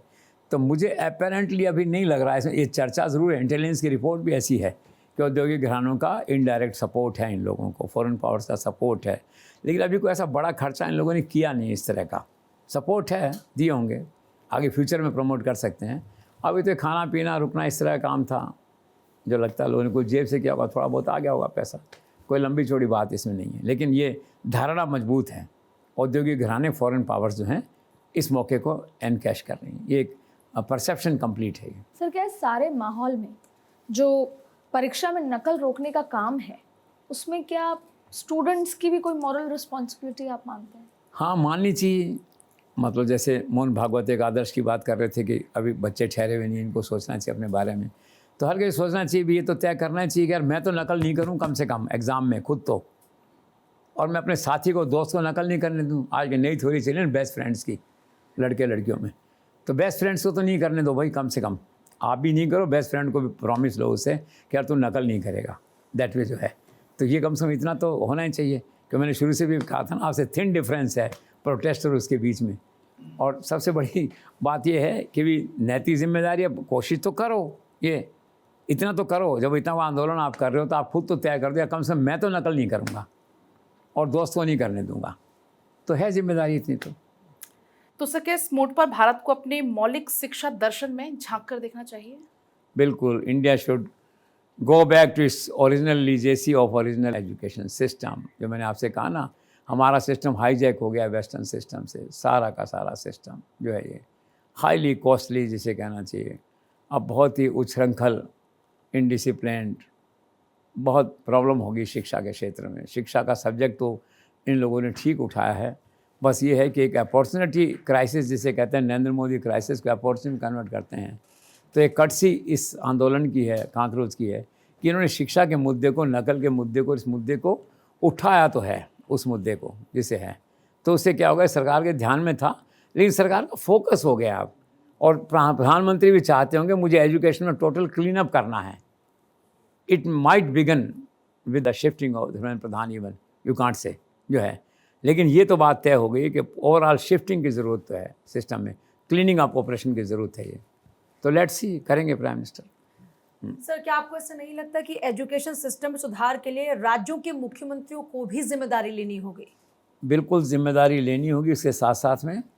और मैं इतिहास में देख रहा था कि पहले बहुत से ऐसे इस्तीफे हुए उप मुख्यमंत्रियों के, मंत्रियों के, इन्हीं घटनाओं को लेकर के जो है एक आर पाटिल उप मुख्यमंत्री गृह महाराष्ट्र, सुधाकर राव नाइक हैं, गायत्री प्रसाद हैं, नवल किशोर गुर्जर हैं, तो कई उदाहरण मौजूद हैं। In principle I agree with you कि ये मामला केवल धर्मेंद्र प्रधान की जिम्मेदारी तक, और जिम्मेदारी क्या, धर्मेंद्र प्रधान को इसलिए तो नहीं हटाया गया कि तुम रेस्पॉन्सिबल, वो तो पूरा मान सम्मान दिया गया उनको।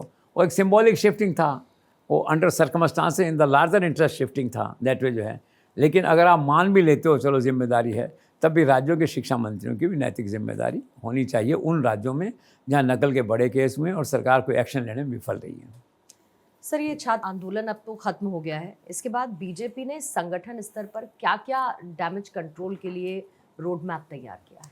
बीजेपी एक्टिव हो गई है पूरे तौर पे, जो है पार्टी अध्यक्ष अमित शाह, नरेंद्र मोदी, बीजेपी नड्डा, सबके लेवल पे एक कलेक्टिव थिंकिंग हो गया है कि इन लड़कों के मुकाबले में या यूथ के मुकाबले में को दूसरी कांग्रेस से लोग खड़े हुए हैं, यूथ कांग्रेस के, और को जो भी है पार्टी का जो बेस है, संसार की सबसे बड़ी लोकतांत्रिक पार्टी है, इतने मेंबर्स हैं, ये कहाँ हैं?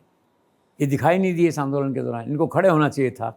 राज्यों में जो डिक्टेट गया यहाँ से, तो प्रदर्शन हुए सब राज्यों में, कांग्रेस वाले कर रहे थे तो बीजेपी वाले भिड़े उनसे 1 to 1। एक पता लगा कि हाँ पार्टी भी इनके साथ है, सरकार के जो है ये। तो उन्होंने युवा संवाद करके कार्यक्रम चालू किया है, उसमें बड़े पैमाने पे सब जगह वो इम्प्लीमेंट होगा। खास करके जो कोचिंग सेंटर्स हैं, जहाँ जहाँ फेमस कोचिंग सेंटर्स हैं बड़े, प्रयागराज है, पटना है, जयपुर है, वहाँ वो लोग जाएंगे, समझाएंगे, बच्चों को बात करेंगे।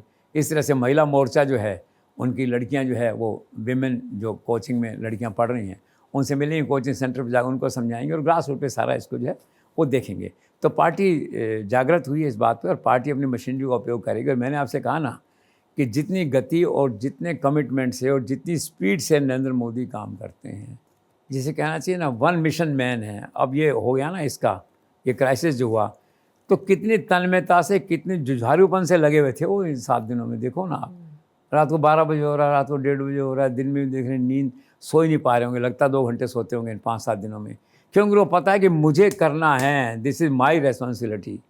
अगर पार्टी का हर कार्यकर्ता नरेंद्र मोदी की भावना से खड़ा हो जाए इसके अंदर कि मुझे करना है, मेरा कमिटमेंट है, अकेले नरेंद्र मोदी नहीं, मेरी भी जिम्मेदारी इसके अंदर है, तो पार्टी कर देगी। पार्टी के पास में करोड़ों कार्यकर्ता जो किसी के पास में देश में नहीं है। So let's see. सर, राजनीतिक परीक्षकों का मानना है कि सारे प्रकरण में बीजेपी पहले ऑफ गार्ड थी और किसी को इसका अनुमान भी नहीं था, तो आपका क्या आकलन है इसको लेकर? एब्सोल्युटली करेक्ट, ये तो फैक्ट है। देखो, ये बीजेपी के जो पॉलिसी मेकर्स हैं, स्ट्रैटेजी मेकर्स हैं, उनके सिलेबस में नहीं था कि ऐसा कोई छात्र आंदोलन खड़ा हो सकता है एकदम से सडन 24 घंटे में और इतना फैल सकता है इस तरह से। सरकार खुद ये सोचे 48 घंटे में कि इस आंदोलन को चलते रहना है, कि इसको ख़त्म करना है। और सरकार में उस समय आम धारणा बनी थी कि इस आंदोलन के चलते रहने से पब्लिक सेफ्टी को खतरा है, प्रॉपर्टी को खतरा है, दिल्ली में लोगों की लाइफ को खतरा है। तो इन द लार्जर इंटरेस्ट जो है इसको रोको, वो इस्तीफ़ा करना है, जो भी करना है, पीस बाय करो। इसलिए अखबारों ने लिखा भी था उसमें कि धर्मेंद्र प्रधान रेजिग्नेशन पे द वे ऑफ पीस, उसे एक शांति का मार्ग प्रदान करता है। तो इसी तरह से क्या है कि अब वो ऑफ गार्ड थी, उसमें किसी को इसका अंदाजा नहीं, ऐसा हो जाएगा। मैंने कहा ना आपसे जो है ये, तो अब क्या है कि बीजेपी के सामने अच्छा बड़ा चैलेंज ये है इस समय, उसके समझ में नहीं आ रहा है कि इस पार्टी को कैसे हैंडल करें कांकरोच को। ये पार्टी है भी नहीं और है भी सही। No one is in the party but millions follow this party. जैसे कहते हैं ना, पार्टी में कोई है भी नहीं और लाखों लोग पार्टी के साथ भी हैं, दैट वे। तो चैलेंज है बीजेपी के सामने, तो कर रहे हैं इसको हैंडल। सर, एक पल के लिए जेंजी आंदोलन को छोड़ दीजिए, देश के युवा एजुकेशन एंड एग्जामिनेशन सिस्टम से क्यों नाराज हैं? नाराज इसलिए कि दोबारा परीक्षा देने से बर्बाद हैं बेचारे। वो एक ही बात कहते हैं, अरे भाई नौकरी तो मत दो, परीक्षा तो ठीक से करा लो यार। सही बात है ना। और नरेंद्र मोदी ने खुद बिल में कहा है ना कि ये पेपर लीक करने वालों को बख्शा नहीं जाएगा, युवा पीढ़ी से खिलवाड़ नहीं होने दिया जाएगा। वो तो खुद मानते हैं ना। तो क्या है, इस पर सहमति है, नरेंद्र मोदी भी सहमत हैं, सारा देश सहमत है, आंदोलनकारी छात्र भी सहमत हैं कि शिक्षा में सुधार होना चाहिए और व्यवस्था सुधरनी चाहिए, परीक्षाएं जो है नकल मुक्त होनी चाहिए, परीक्षाएं पेपर लीक से मुक्त होनी चाहिए। आम सहमति देश में नरेंद्र मोदी ने कानून ला के आम सहमति बना दी है। अब आपने कहा कि लोग क्यों परेशान हैं युवक, तो यही कह रहे हैं कि यार परीक्षा तो करा दो ठीक से, नौकरी मत देना, हम खुद कर लेंगे। और दोबारा परीक्षा तो मौत है। 22 लाख नीट की परीक्षा हुई, दोबारा करना पड़ा। कितने लोगों ने आत्महत्या भी कर ली, मैंने सुना 20-21 लोग उसमें आत्महत्या कर गए जो है ये। नहीं भी करते तो सैकड़ों लोगों ने बिना आत्महत्या किए हुए मानसिक आत्महत्या की होगी, मैं कहता हूँ। आप खुद सोचिए अपने आप को, आप परीक्षा दे के आए, इतने दिन पढ़ते रहे, मेहनत करी, ये किया वो किया, एग्ज़ाम दोबारा हो रहा है। अरे क्या मजाक है भैया। इससे तो कभी मुझे ऐसा लगता है कि जो परीक्षा रद्द करने का फैसला है वो नहीं होना, जो हो गया सो हो गया, जितनी बेईमानी हुई थोड़ी बहुत तो जाने दो उसको। 22,000 लोग तो रैंसम पे नहीं होते, 22,000 लोग तो दोबारा से कष्ट नहीं पाते उसको, उसमें बहुत से लोग फेल हो गए। मुझे तो अगर एग्ज़ाम पास करने का है मैं तो 4 बार फेल हो जाऊंगा उसके अंदर, दोबारा एग्ज़ाम। मानसिक प्रताड़ना है ये, और सरकार ने तो क्या ईमानदारी के नाते किया होगा कि बेईमानी नहीं होनी चाहिए, कैंसिल करो। उसमें किसी ने सोचा होता है कैंसिल करने से 22 लाख परिवारों में कितना असर पड़ेगा, फिर से कोचिंग में जाएंगे, फिर से फीस भरेंगे, फिर से वो करेंगे सारा मेंटल ट्रॉमा दैट वे जो है। इसलिए युवा निराश था परीक्षा से कि यार दोबारा तो मत करो इसको, कम से कम जो है ये।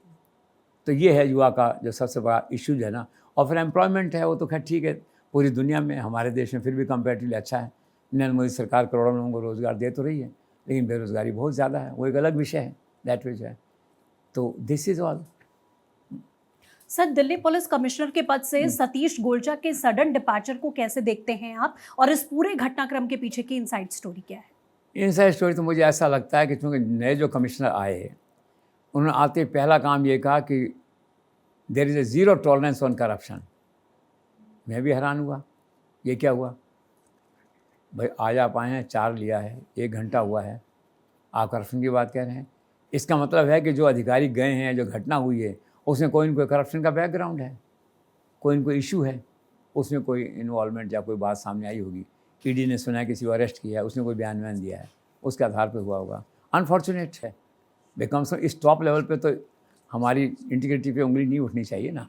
तो इनसाइड स्टोरी मुझे ऐसा लगा करप्शन का कहीं ना कहीं शायद कोई कारण इस तरह मतलब दैट वे कुछ रहा होगा, दैट वे बात आई होगी सामने।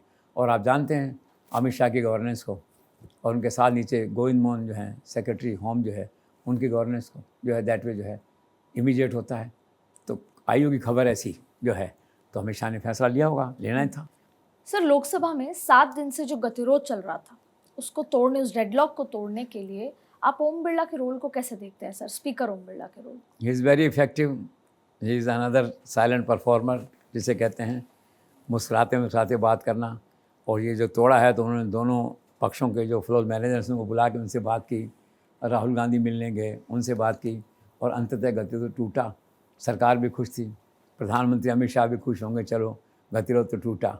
कुल मिला के ये हो गया है ओम बिरला कार्यकाल भी कि जिस तरह देश में एक धारणा बन गई कि प्रधानमंत्री नरेंद्र मोदी एक प्रतिस्थापित हो गया चेहरा, गृह मंत्री अमित शाह एक चेहरा प्रतिस्थापित हैं, लोकसभा स्पीकर अब ओम बिरला का चेहरा इसी तरह से प्रतिस्थापित हो गया है जो है। लोकसभा स्पीकर कौन? ओम बिरला। मतलब ये कि आदर्श हैं ये अपने अपने क्षेत्रों के, अपने अपने व्यवस्था के, जिसे हम कहते हैं। एक ये भी एक पाया है ना, लोकसभा संसद एक पाया है उसका इम्पोर्टेंट जो है। तो वहाँ भी एक इक्वली कॉम्पिटेंट जिसे कहना चाहिए, एक साइलेंट परफॉर्मर वहाँ पे जो रिजल्ट ओरिएंटेड है, आप देखिए वहाँ बैठा हुआ है। तो निश्चित तौर पे ओम बिरला डिजर्व से वोट ऑफ थैंक्स, जिसे कहना चाहिए पार्लियामेंट को चालू करवाया, बहुत अच्छी बात है। सर, लेकिन आपको लगता है कि इस मौजूदा हालात के बीच में सरकार संसद से परिसीमन बिल और महिला आरक्षण बिल पास करा लेगी? 100%। मैंने कहा था आपसे, जब तक अमित शाह सीन में हैं, सारे बिल जो पेश होंगे लोकसभा राज्यसभा में वो सारे पास होंगे। और परिसीमन महिला bill also will not be an exception, topic ends, only a timing में be different, that's all. Sir, संसद में एंटी पेपर लीक पर बहस के दौरान नई दिल्ली की युवा सांसद बांसुरी स्वराज ने जिस शोध के साथ ओजस्वी शैली के साथ सरकार का पक्ष रखा, उसने देश को एक बार फिर से पूर्व विदेश मंत्री स्वर्गीय सुषमा स्वराज के भाषणों की याद दिला दी। एक युवा सांसद के रूप में बांसुरी स्वराज की इस आउटस्टैंडिंग परफॉर्मेंस को आप कैसे देखते हैं? Absolutely you are right. उस दिन कई सीनियर मेंबर्स की आंखों में आंसू थे जिन्होंने सुषमा स्वराज के भाषणों को सुना था। वही तेज धार, वही व्यंग, वही गहरा अध्ययन, वही प्रखर वक्ता का रूप, वो सारा उन्होंने उसमें देखा। तो मुझे ऐसा लगता है कि now she is the women face of BJP. पहले स्मृति ईरानी होती थी कि वो भी प्रखर वक्ता थी, तो अब पार्टी की जो वुमेन फेस है, वुमेन वक्ता हैं एक तरह से जो है, ये बांसुरी हैं। और दूसरी बात ये मुझे लगता है कि पार्टी में फील्ड बांसुरी अगेंस्ट प्रियंका पॉलिटिकली जो एक चेहरा होता है ना वेमेन टू वेमेन का जो है, तो लगता है उसको आगे फेस करेंगे। परफॉर्मेंस अच्छी थी, सब लोगों को अच्छा लगा और टू द पॉइंट बोली वो। So she deserves A vote of appreciation. Sir, आखिर कितना व्यापक है देश भर में पेपर माफिया का मायाजाल? बहुत ज़बरदस्त है। 116 पेपर मैंने सुना लीक हो गए, 7.5 करोड़ बच्चे उससे प्रभावित हैं, 19 राज्य उससे प्रभावित हैं। डॉक्टर जितेंद्र सिंह ने कहा और जेपी नड्डा ने भी कहा कि अब तो क्रिमिनल हो गया ये माफिया जो है, इसीलिए प्राइम मिनिस्टर ने कहा कि उनको बख्शा नहीं जाएगा। तो अभी इंडिविजुअल इशू नहीं रहा, ये एक धंधा बन गया, एक तरह से बिजनेस जो कहना चाहिए। तो बहुत खतरनाक इसका साम्राज्य है। और इससे क्या है, लोकल क्रिमिनल जो लोग हैं, वो जो आपने कहा 2873 लोग घूमते रहते हैं इधर से उधर, वो शामिल हो गए हैं इसके अंदर जो है।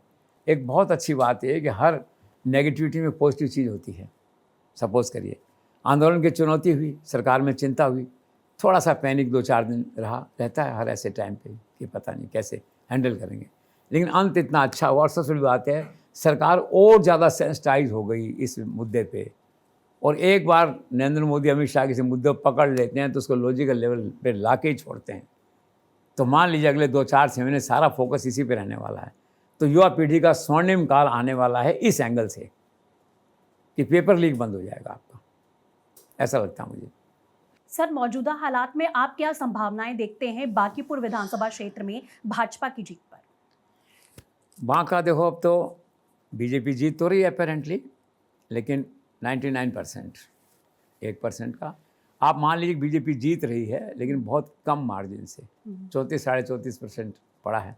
पिछली बार वो 52,000 से जीते थे नितिन, जो पार्टी अध्यक्ष हैं, ठीक है। इस बार अंतर कम रहेगा। पीके जो 3 नंबर पे थे अब नंबर 2 पे चल रहे हैं। दैट वे जो है पीके इसमें खेल कर सकते थे, लेकिन प्रॉब्लम क्या है कि वो जो कॉन्स्टेंसी है वो एनडीए की कॉन्स्टेंसी है। सामाजिक समीकरण ऐसे हैं जो एनडीए के साथ हैं। 3,70,000 वोटर हैं, तो 3 लाख एनडीए के साथ हैं। दैट वे जो है, और फिर पूरा एनडीए वहाँ पड़ा हुआ था, चीफ मिनिस्टर वहाँ पड़े हुए थे, 5 बार ये जाए पार्टी प्रेसिडेंट, प्रतिष्ठा का प्रश्न है। दैट वे तो फ्रॉम ऑल एंगल्स, और जो वोट जिस तरह से पड़ा है, लगता है कि बीजेपी जीत रही है और अंतर दोनों में कम रहेगा। और अगर प्रशांत किशोर जीतते हैं तो फिर एक मिरेकल नहीं होता जन्मपत्री का वैसा, लेकिन कंक्लूड मैं यही कर रहा हूँ कि बीजेपी जीत रही है। सर, अमित शाह ने नक्सल मुक्त भारत जो अभियान के तहत झारखंड में एक बड़ी कार्रवाई की है। उस कार्रवाई के तहत उन्होंने झारखंड में 2.2 CR रुपए के नक्सली मिसिर बसेरा की गिरफ्तारी की है। उस पूरी गिरफ्तारी, उस प्रकरण को आप कैसे देखते हैं? देखो, ये नक्सल क्रांति के जो प्रणेता हैं कहिए या सूत्रधार हैं, नरेंद्र मोदी के सुपरविजन में अमित शाह का ये एक और चमत्कार है, 370 जैसा जिसे कहना चाहिए। इमेजिन करिए, किसी ने कल्पना की थी कि बस्तर और वहाँ पे स्कूल खुल जाएंगे, ढाबे रेस्टोरेंट खुल जाएंगे, सिनेमा खुल जाएंगे और सारा नक्सल 95% सरेंडर हो जाएगा। और कितना बड़ा कैच है ये वाला जो लिया है, गजब है जिसे कहना चाहिए। कितनी बड़ी बात है, नक्सल जो कि 50 साल से चला आ रहा है। और बात है कि अमित शाह ने दावा किया था कि मैं कर दूंगा इसको, वो कर दिया यार। कमाल है, मैं कहता हूँ। दावा तो बहुत लोग करते हैं, वो कैसे करते हैं, क्या करते हैं, अद्भुत। यहीं पे फिर वो तालमेल काम आता है। उनकी मिनिस्ट्री में अफसर अच्छे लगे हुए हैं, उनका तालमेल अच्छा, अफसर ब्यूरोक्रेसी अच्छी उनके यहाँ जो है, उनके खुद के लीडरशिप के साथ साथ जो है। तो निश्चित तौर पे ये एक चमत्कार है। और इसके लिए जो है ना, जैसे कहना चाहिए, अमित शाह को ये जिम्मेदारी सौंपने के लिए प्रधानमंत्री की भी तारीफ होनी चाहिए। उन्होंने ये काम उन्हें सौंपा एक तरह से, और काम उन्होंने करके दिखाया। Naxal free India by and large. Sir, मैंने सुना है प्रधानमंत्री मोदी की विदेश यात्राओं के दौरान में उस देश की टॉप लीडरशिप में प्रधानमंत्री मोदी के साथ सेल्फी को लेकर बड़ा क्रेज रहता है, और इसीलिए पीएम मोदी की आइटनरी के अंदर एक सेल्फी टाइम का जिक्र होता है। आप इस बारे में क्या कहना चाहेंगे? सच है ये। It's a moment of pride for every Indian कि आपका लीडर, आपका प्राइम मिनिस्टर ग्लोबल लीडर है, हैं? जहाँ पहले मिलने के लिए घंटों इंतजार करना पड़ता था, अमेरिका में लोग पर्ची दे के प्राइम मिनिस्टर बैठे रहते थे। इंदिरा जी के टाइम में भी हो गया था ऐसा। मान लो सेल्फी ले रहे हैं, आइटने में लिख रहे हैं कि selfie time 12 minute, 10 minute, 11 minute, और नरेंद्र मोदी सेल्फी के हीरो हो रहे हैं। आप देखिए, अद्भुत जिसे कहना चाहिए। और मैंने ये भी सुना है कि विदेशों में नारे लगाने की परंपरा नहीं है। नरेंद्र मोदी जाते हज़ारों लोग नारे लगाते हैं, वो कौतूहल से देखते हैं वहाँ के प्रधानमंत्री, राष्ट्रपति क्या हो रहा है, ये कौन सा दृश्य है ये। तो नरेंद्र मोदी तो एक ग्लोबल लीडर हैं ही। कुदरत जिसे कहना चाहिए, ईश्वर शक्ति, अपना चमत्कार। बाकी आप बिल्कुल सच कह रहे हैं कि ये बात जो है, उनका सेल्फी का भी टाइम तय हो रहा है। वाह। सर, आखिर नरेंद्र मोदी और डोनाल्ड ट्रंप के रिश्तों की अबूझ पहेली को आप कैसे देखते? तो ट्रंप को आप छोड़ेंगे नहीं। ठीक है, आपने सवाल पूछा है तो मैं इसका 2 लाइन में जवाब दूंगा आपको। वो ये है कि Trump loves Modi, Trump respects Modi, but when comes to business, ठीक है, he is dubious. Topic ends. और क्योंकि सर आपने डूबियस कहा है, तो आजकल वैसे भी ये डूबियस जेंजी का वर्ड है, और छात्र आंदोलन के दौरान जेंजी की एक लैंग्वेज नज़र आई थी जो कि संसद में भी गूंजी। ये एक बड़ी अच्छी बात थी। लेकिन वो कहते हैं कि हर संकट अपने साथ एक सवाल छोड़ जाता है, और हर सवाल अपने साथ एक जिम्मेदारी। नो कैप, जेंजी यही कहती है जब बात 100% सही हो। सरकार का संदेश क्या नो कैप था? क्या वाकई सरकार ने सिर्फ बातचीत नहीं की बल्कि समाधान भी दिया? जेंजी की भाषा में अगर कहें तो अगर सिस्टम मजबूत हुआ तो छात्रों का फोमो खत्म हुआ, और भरोसा वापस आया तो डेलुलू नहीं, फ्यूचर इज लोडिंग वाली फीलिंग होगी। और इसी उम्मीद और विश्वास के साथ आज के जेसी शो में बस इतना ही। सर आपका भी बहुत बहुत धन्यवाद हमारे साथ आज जेसी शो में जुड़ने के लिए। एक छोटा सा ब्रेक लेंगे, आप बने रहिए भारत 24 के साथ।